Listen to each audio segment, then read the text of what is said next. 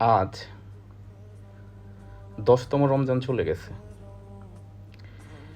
মোটামুটি 11 রমজানের জন্য আমরা রেডি হচ্ছি। একটা কথা শেয়ার করার ছিল, আর সেটা হচ্ছে, মনে করেন আপনার খুব কাছের একজন মানুষ বা আপনার খুব বিশ্বস্ত একজন বন্ধু হঠাৎ করে সে আপনাকে ফোন করে বলল, আমার সাথে তো অমুকের তমুকের একটু সমস্যা হয়েছে, প্লিজ আমাকে একটু হেল্প কর বা আমাকে একটু হেল্প করো।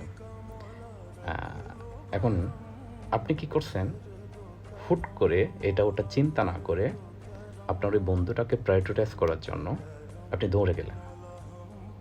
দৌড়ে গিয়ে আপনার বন্ধুর পক্ষ হয়ে আপনি ওই মানুষগুলোর সাথে ফাইট করছেন।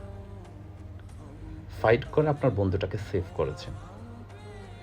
হ্যাঁ, সবই ঠিক, কিন্তু যাদের সাথে ফাইট করেছেন তারাও কিন্তু আপনাকে চিনে জানে হালকা পাতলা। এই শহরে আপনার সাথে তাদের আজকে না হয় কালকে পরশু আবার দেখা হতে পারে, এমন সব ঠিক। আপনি আপনার বন্ধুটাকে সেভ করলেন।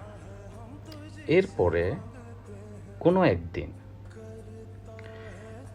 আপনার যে বন্ধুটা, তার সাথে আপনার হয়তো কোনো কারণে মতের বিরোধ হইল, একটু মলমালিন্য হইল।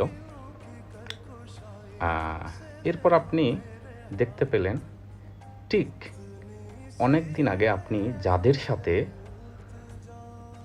আপনার রিলেশনটা নষ্ট করে দিয়েছেন শুধুমাত্র আপনার এই বন্ধুর জন্য, আপনি একদিন এসে দেখলেন ওদের সাথে আপনার এই বন্ধু গেট টুগেদারে যাচ্ছে, তাদেরকে ওয়েলকাম করতেছে এবং তাদের সাথে ভালো একটা বন্ডিং ক্রিয়েট করতেছে, এবং আবার সেটা আপনাকে দেখাচ্ছেও কোনো না কোনোভাবে। আপনি কি মনে করেন এই মানুষগুলো আসলে কেমন? এই সব মানুষ আসলে কি ভালো? একটা জিনিস মনে রাখবেন, দুনিয়াতে আপনার একান্ত পরিবার কিংবা ফ্যামিলি ছাড়া কারো জন্য এরকম স্যাক্রিফাইস করবেন না, নিজের সব কিছু বিলিয়ে দিবেন না।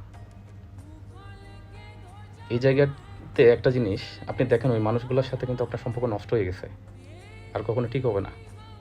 কিন্তু যার জন্য সম্পর্কটা আপনি নষ্ট করেছেন, সে কিন্তু দিব্যি ওদের সাথে নাচতেছে, ঘুরতেছে, সেলিব্রেশন করতেছে, খাইতেছে, ব্লা ব্লা ব্লা। আমার মেসেজ এটাই, প্লিজ এই সমস্ত মানুষগুলো থেকে দূরে থাকবেন, আর নিজের গুরুত্বপূর্ণ সময়, নিজের জীবন বাজি রেখে এই সমস্ত মানুষের পেছনে নিজের লাইফটা স্যাক্রিফাইস করবেন না।